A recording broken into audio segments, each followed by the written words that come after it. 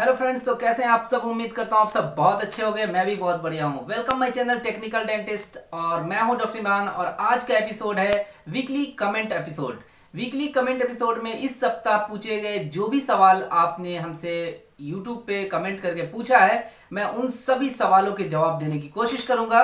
तो आज मैंने सभी व्यूअर्स को 3 कैटेगरी में बांटा है। जो 3 कैटेगरी में बांटने का वजह यह है कि कमेंट 3 तरह के हमारे चैनल पर अक्सर आते हैं, जिसमें सबसे पहला कैटेगरी ये है कि जो भी व्यूअर्स हमारे वीडियो को देखकर पसंद करते हैं और वो फिर हमें अप्रिसिएट करते हैं, यानी हमारे लिए दुआएं करते हैं और हमें थैंक्स कहते हैं कि आपका वीडियो हमें बहुत पसंद आया और हमारे लिए बहुत सारी शुभकामनाएं वो देते हैं। तो मैंने फर्स्ट कैटेगरी में उनको रखा है जिन्होंने हमें अप्रिसिएट किया है, हमारे लिए दुआएं की है। तो उसमें सबसे पहली कैटेगरी में जो व्यूअर्स हमारे हैं, मैं उनका नाम लेना चाहूँगा।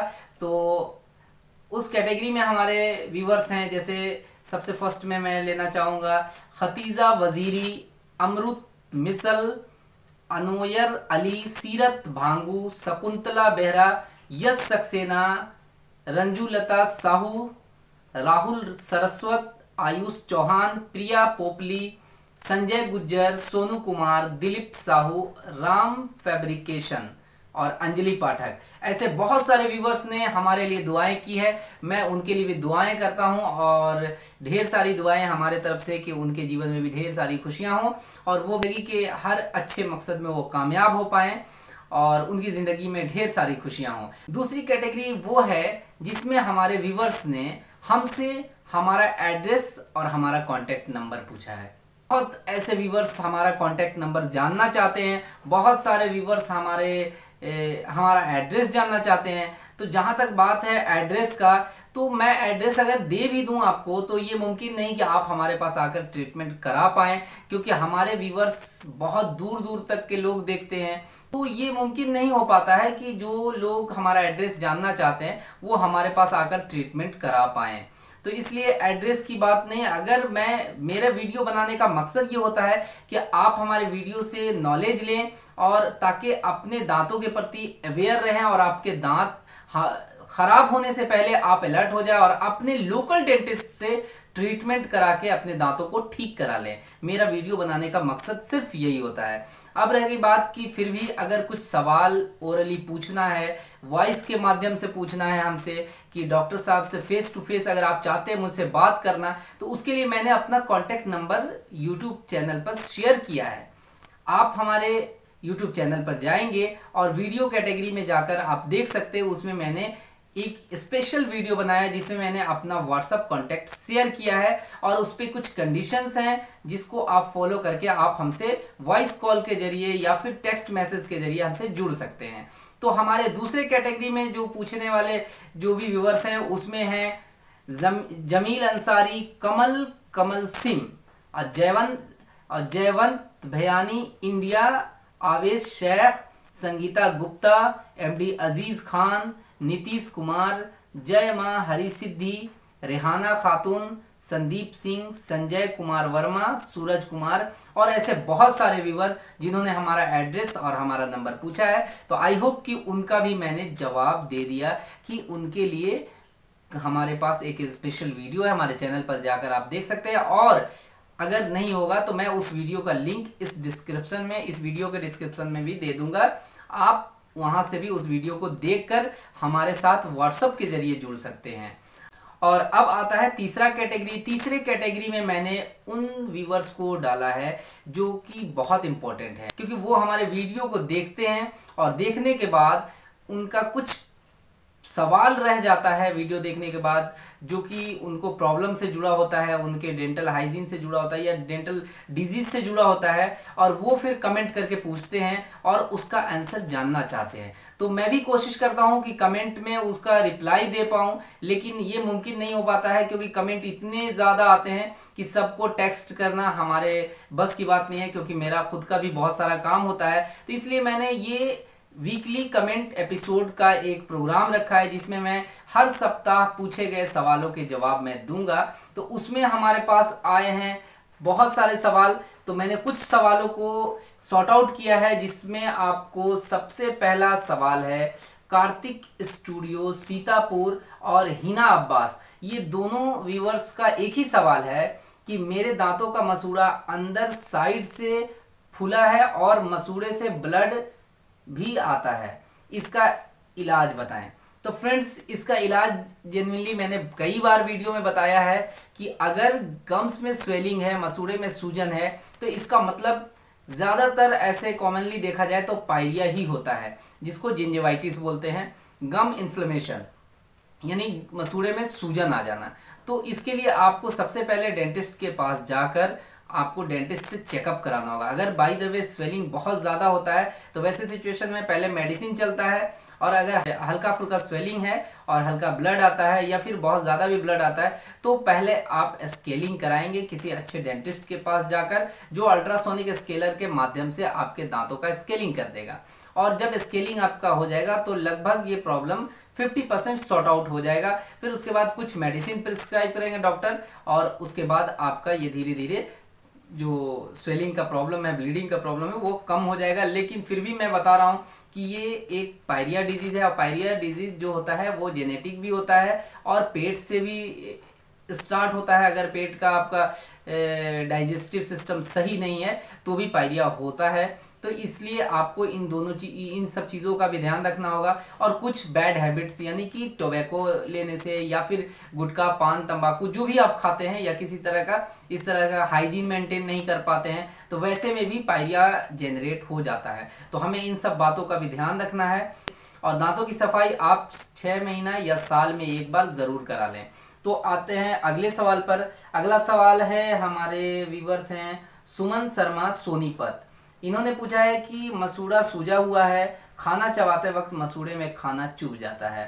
दैट मीन्स कि वही पायरिया का प्रॉब्लम, इनका गम्स जो है काफ़ी ज़्यादा इन्फ्लेमेटेड होगा, जिसकी वजह से जो है कि खाने का कोई भी हार्ड पार्टिकल जाकर मसूड़े को इंजर्ड कर देता है, ख़राब मसूड़े में चुभ जाता है। तो वैसे सिचुएशन में आपको क्या करना है कि आपको किसी डेंटिस्ट से जाकर इसका ट्रीटमेंट कराना है। और हो सकता है कि डेंटिस्ट आपको ये मेडिसिन प्रिस्क्राइब करे, और साथ में आपको क्या करना है कि फिंगर से दांतों और मसूड़ों पर, दांतों पर कम क्योंकि आपका मसूड़े का प्रॉब्लम है, जिंजाइवल इन्फ्लेमेशन है, तो वैसे में आपको उंगली से किसी भी पेस्ट को लेकर मसूड़े पर अच्छे से मालिश करना है। और ये मालिश कम से कम 2 से 3 टाइम करना है। विटामिन सी आपको अपने डेली डाइट में लेना है, चाहे वो नींबू हो, संतरा हो, ऑरेंज या फिर कोई भी पाइनएप्पल, ये सारी चीज़ें आप लेंगे तो धीरे धीरे मसूड़े का इन्फ्लेमेशन ख़त्म होगा। क्योंकि आपको विटामिन सी जो है वो अपने डेली डाइट में लेना है। अगर आप चाहें तो टैबलेट फॉर्म में भी मार्केट में मिलता है, जो लिम्सी या सेलिन के नाम पे आता है, आप वो टैबलेट भी ले सकते हैं। डेली 500 mg आप ले सकते हैं टैबलेट। तो वैसे में आपको कुछ राहत मिलेगा, लेकिन फिर भी मैं एडवाइस करूँगा कि आप अपने लोकल डेंटिस्ट से एक बार ज़रूर मिलें। अब नेक्स्ट क्वेश्चन पर आते हैं। हमारे कमेंट किए हैं सविता ठाकुर जी। सविता ठाकुर ने मैसेज किया है कि 6 मंथ पहले मैंने कैपिंग करवाई थी, पर अब मुझे बहुत पेन हो रही है, यह दर्द क्यों हो रहा है?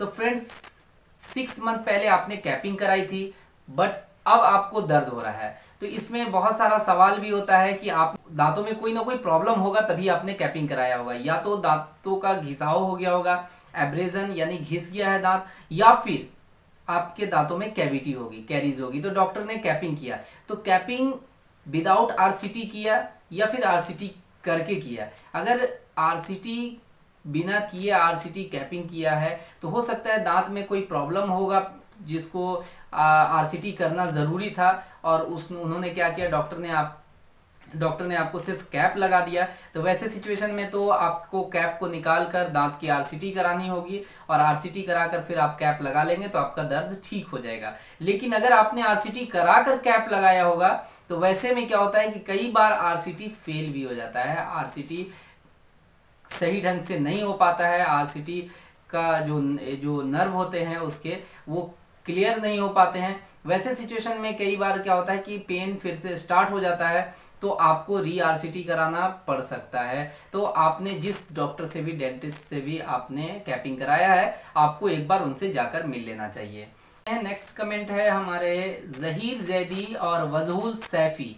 ये दोनों का सवाल लगभग एक ही जैसा है कि फिक्स टीथ लगाने में क्या दर्द होता है। तो फ्रेंड्स, फिक्स टीथ लगाने में क्या दर्द होता है, ये सवाल बहुत सारे व्यूअर्स ऐसा पूछे हैं कि फिक्स टीथ लगाने में दर्द होता है। फिक्स टीथ मैंने बताया है ब्रिज ट्रीटमेंट होता है और एक इम्प्लांट। यानी ब्रिज ट्रीटमेंट में आपको 2 दांतों का सपोर्ट लिया जाता है। मैंने बहुत सारे वीडियो इसमें डाले हैं हमारे चैनल पर, आप देख सकते हैं फिक्स दांत लगाने का प्रोसेस।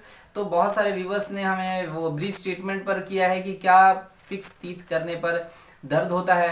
तो ऐसा बिल्कुल भी नहीं है। एक्चुअल में तो दांत निकालने पे भी दर्द नहीं होता है, क्योंकि लोकल एनेस्थीसिया देकर ही दांत निकाला जाता है। तो दांत निकालने में भी पेन नहीं होता है, पेनलेस एक्सट्रैक्शन होता है, दांत निकाला जाता है। तो यहाँ पर फिक्स दांत लगाने के लिए किसी तरह का कोई सर्जरी या ऑपरेशन नहीं होता है, सिर्फ दांतों की घिसाई होती है। जो आपके आगे और पीछे के दांत हैं उसकी कटिंग करके कैपिंग कर दिया जाता है और उसी के सपोर्ट से ब्रिज लगता है।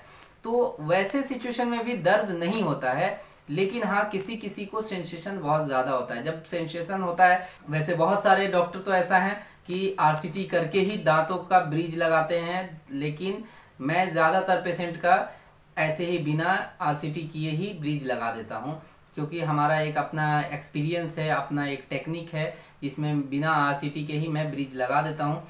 लेकिन अगर आरसीटी किया हुआ है तब तो कोई प्रॉब्लम नहीं है, दांतों की कटिंग करने में कोई दर्द नहीं होता है और फिर आप दांत लगवा सकते हैं बहुत आसानी से। अगर बिना आरसीटी का भी दांतों का कटिंग हो रहा है तो भी सिर्फ सेंसेशन हो सकता है, या फिर एनेस्थीसिया दे दिया जाए तो वो भी सेंसेशन भी पता नहीं चलता है। तो ऐसे में फिक्स दांत लगाने में दर्द नहीं होता है। हाँ, अगर इम्प्लांट किया जाता है तो इम्प्लांट करने में सर्जरी की ज़रूरत होती है। सॉकेट बोन होते हैं, उसको ऑपरेट किया जाता है, उसमें टाइटेनियम रड डाला जाता है। तो वैसे में लोकल एनेस्थीसिया देकर ही किया जाता है, इसलिए आपको उसमें भी दर्द नहीं होता है। और उसके बाद आपको क्या होता है कि वो जब ट्रीटमेंट पूरा होने के बाद कुछ दिन मेडिसिन लेना होता है, यानी एंटीबायोटिक्स भी लेना होता है, एनाल्जेसिक यानी दर्द की दवा भी लेनी होती है। लेकिन ये ब्रिज ट्रीटमेंट में आपको किसी तरह का मेडिसिन लेने की भी ज़रूरत नहीं पड़ती है। तो इनका भी जवाब आई होप कि मिल गया होगा। तो अब आते हैं हम नेक्स्ट कमेंट पर, जो जिनका नाम है ऑल इन वन गेमिंग। इन्होंने कहा है कि फिक्स ऑर्थोडोंटिक्स ट्रीटमेंट कितने उम्र तक करवा सकते हैं। यानी कि फिक्स ऑर्थोडोंटिक ट्रीटमेंट के बारे में इन्होंने पूछा है कि हम कितने एज लिमिट क्या है, कब तक हम इसे करवा सकते हैं। तो फ्रेंड्स, फिक्स ऑर्थोडोंटिक ट्रीटमेंट तो जनरली आज के टाइम में तो 30-35 तक के एज में लोग करवा रहे हैं। लेकिन जहां तक कि मेरा मानना है, एक बेस्ट रिजल्ट पाने के लिए अगर आपको लगता है कि आपके दांतों में कुछ आड़ा टेढ़ा है, कुछ इरेगुलर है या फिर बाहर निकला हुआ है और उसे सही शेप में लाना चाहते हैं, तो आपको क्या है कि उसके लिए अंडर 20 में ट्रीटमेंट अगर आप कराते हैं तो उसकी रिकवरी 100% होती है। मैंने अपने कई पेशेंट को ऐसा ट्रीटमेंट किया है और एडवाइस भी करता हूं कि अगर इस तरह का कोई प्रॉब्लम है 15 साल के बाद और 20 साल से पहले अगर इस टाइम में कराते हैं तो 100% रिजल्ट आता है। उसके बाद 20 के बाद 25 के बीच में भी आप अगर कराते हैं तो आपका लगभग रिजल्ट सही आएगा। लेकिन ये एज होता है ग्रोइंग एज, 25 तक ग्रोइंग एज होता है। इस एज में आप जो भी ट्रीटमेंट करते हैं वो बहुत अच्छा सेट कर जाता है। लेकिन आफ्टर 25 अगर आप ट्रीटमेंट कराते हैं तो इसमें रिजल्ट तो आ जाता है, लेकिन कहीं ना कहीं आपके दांत पहले से थोड़ा वीक हो जाते हैं, कमज़ोर हो जाते हैं। तो फ्रेंड्स, हम कोशिश यही करेंगे, हम अपने व्यूअर्स को यही बताते हैं कि आप 25 के पहले ही इसका ट्रीटमेंट करा लें तो काफ़ी बेहतर होगा। नेक्स्ट कमेंट है हमारे यदुवन शाम शिव। मेरे आगे के एक दांत बड़ा है, उसकी कटिंग करके बराबर किया जा सकता है। बिल्कुल किया जा सकता है फ्रेंड्स। अगर आपके दांत सामने के थोड़े बड़े हैं और आपको लगता है कि बहुत ज़्यादा बड़े हैं जो देखने में, तो वो किसी डेंटिस्ट के पास आप जाएंगे और वो अपने एयर रूटर से, उनकी मशीन होती है जिससे वो बहुत इजीली कटिंग करेंगे। लेकिन ये डॉक्टर डिसाइड करेंगे, आप नहीं। आप अगर चाहेंगे कि हमें इतना नहीं इतना छोटा कर दें तो डॉक्टर नहीं करेंगे, क्योंकि दांतों की कटिंग उतनी ही की जा सकती है जितना कि उसका एनामल होता है। यानी हम डेंटिन को छेड़छाड़ अगर करते हैं, दांतों की बहुत ज़्यादा अगर कटिंग कर देते हैं तो सेंसेशन का प्रॉब्लम आपको हो सकता है। इसलिए आप डेंटिस्ट के पास जाएंगे तो डेंटिस्ट कि वो दांतों को एक लिमिट में कटिंग करेंगे, जिससे आपके चेहरे की सुंदरता भी अच्छी लगेगी देखने में, और आपके दांतों में किसी तरह का फ्यूचर में प्रॉब्लम भी नहीं आएगा। अच्छा, अब नेक्स्ट कमेंट पर आ जाते हैं। अभिषेक द्वारका जी का कहना है कि मैंने फ्रंट के 2 टीथ की आरसीटी और कैपिंग कराया है, पर वो थोड़ा आगे की तरफ है, क्या वो दूसरा कैप सही से लग सकता है दोबारा? तो जी फ्रेंड्स, ये भी एक सवाल अपने आप में काफ़ी इम्पोर्टेंट है। इन्होंने आरसीटी कराकर सामने के 2 दांतों पर कैपिंग कराया है। तो फ्रेंड्स, 2 दांतों पर जब कैपिंग कराया और इनके दांतों का कैपिंग थोड़ा बड़ा इनको महसूस हो रहा है, तो अगर आपके दांत आपको लगते हैं कि आपके जो पहले के नेचुरल दांत थे उससे ज़्यादा बाहर हैं, तो आप उस कैप को, हो सकता है उस कैप को बनाने में कोई फॉल्ट रह गया होगा, या फिर दांतों की कटिंग उतनी अच्छी नहीं की गई होगी, जिसके बाद कैप बाहर बन गया होगा, थोड़ा ओवर बन गया होगा। तो वैसे में आप किसी दूसरे डेंटिस्ट के पास जाकर दांतों की कटिंग करा के फिर से अच्छे तरीके से, जब आरसीटी की हुई है तो आप दांतों की कटिंग अच्छे तरीके से करा के उस दांत को दोबारा रिप्लेस करवा सकते हैं, दांत सुंदर बन सकता है। तो नेक्स्ट कमेंट पढ़ते हैं हम।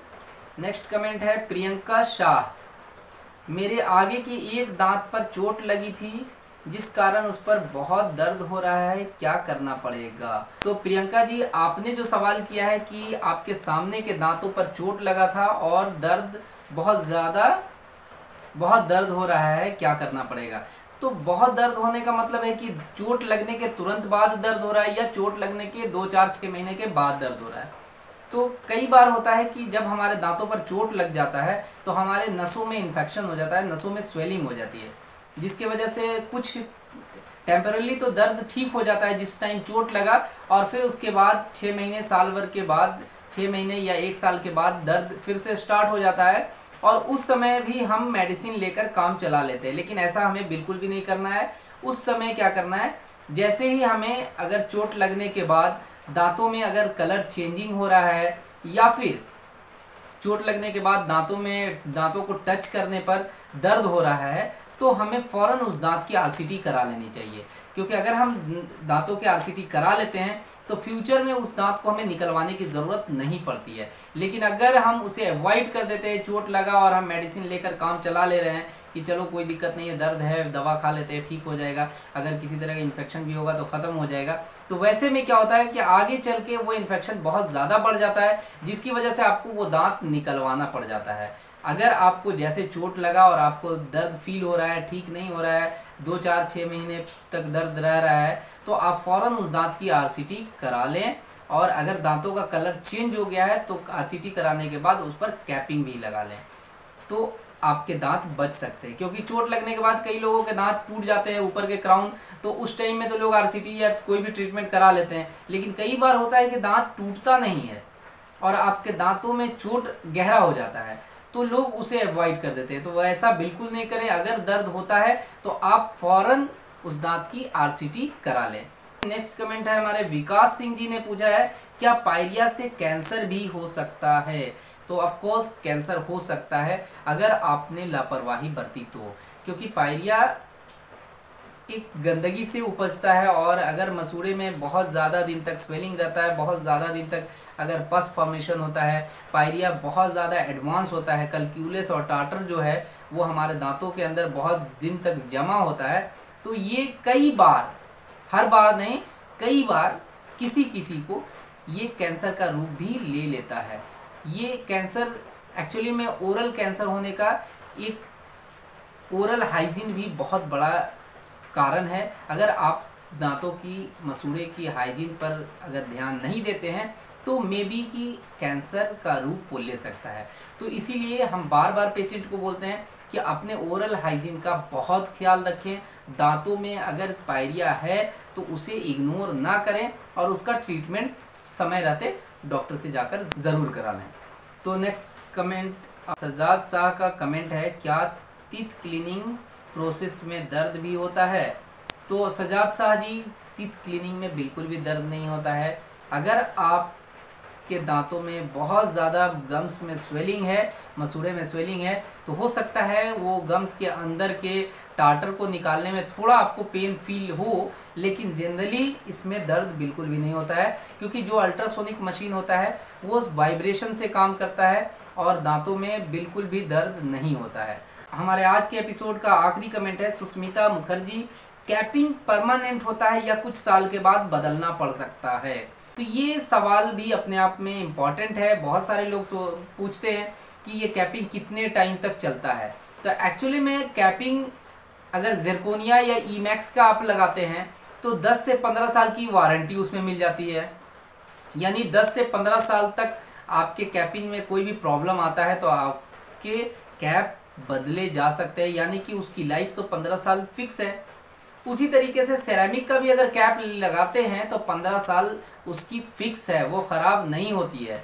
लेकिन कैपिंग ख़राब तब होता है जब आपके अंदर के दांत खराब हो जाते हैं। कई बार कैपिंग में प्रॉब्लम ये आता है कि जब आपके अंदर के दांत नीचे की तरफ लटक जाते हैं या नीचे का दांत ऊपर की तरफ चला जाता है या फिर जिंजाइवल रिसेशन हो जाता है, आपका कैप का क्राउन जहाँ तक होता है उसके बाद भी मसूड़े नीचे चले जाते हैं, तो वैसे में कैप चेंज करना पड़ जाता है। लेकिन अगर आपने कैपिंग कराया है और आपका ओरल हाइजीन सही है, आपके मसूड़े स्वस्थ हैं, तो आपको कैपिंग बदलने की ज़रूरत नहीं पड़ेगी लगभग 15 से 20 साल तक। लेकिन मे बी कि किसी ऐसे सिचुएशन में हो सकता है कि आपको कैपिंग 5 साल 10 साल में भी बदलना पड़ सकता है, लेकिन जनरली ये 15 से 20 साल इसकी लाइफ होती है। तो इसलिए 15 साल तक आपको तो बिल्कुल भी नहीं सोचना है अगर आपने अच्छे डेंटिस्ट से आपने कैपिंग कराया है तो ये था हमारा आज का कमेंट एपिसोड। आई होप कि आप सभी के जवाब मैं दे पाया और मेरी कोशिश यही रहती है कि आपके पूछे गए कमेंट का मैं जवाब दे पाऊँ, और मैंने ये कोशिश जो की है वीकली कमेंट एपिसोड में आप सभी के कमेंट का जवाब देने का हर सप्ताह मैं कोशिश करूंगा। तो इसी तरह अपना प्यार बनाते रहें और हमारे वीडियो को लाइक करें और चैनल को सब्सक्राइब करें, ताकि हम आपके लिए इसी तरह का इन्फॉर्मेटिव वीडियो लाते रहेंगे। तो फिर मिलते हैं नए वीडियो के साथ, तब तक के लिए दीजिए इजाज़त, बाय बाय।